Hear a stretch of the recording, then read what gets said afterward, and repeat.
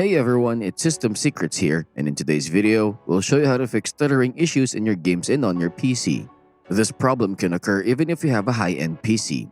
The cause of the stuttering is the game bar presence writer, which is associated with Xbox. While it's useful for recording gaming on Xbox, it's unnecessary if you're not capturing anything.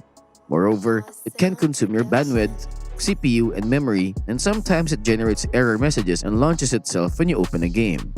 To address this, we'll guide you on how to disable the game bar presence writer.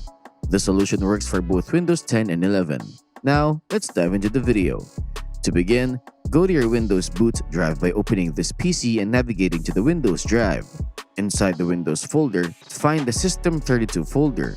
Look for an application called Game Bar Presence Writer.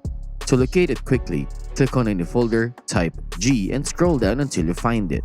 Right-click on the application, go to Properties, and then select the Security tab. Click on Advanced, then on Change at the top. In the next window, assign your ownership to your administrator account. To find your administrator account, click on the Windows icon, go to Change Account Settings in the top left, and note your administrator account. Type it into the blank box, click Check Names, and if correct, it will underline your account.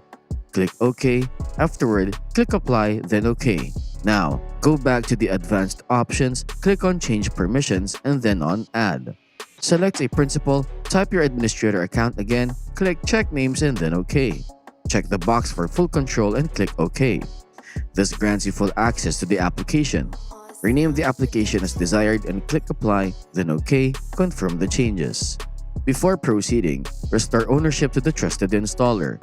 Go to Advanced again, click on Change and type ntservice/trusted installer in the box. Click Check Names and if correct, it should underline. Click OK and it should confirm that the owner is trusted installer. Click Apply then OK. Now, you can rename the application back in the System32 folder. Restart your computer to ensure a fresh start. You're all set.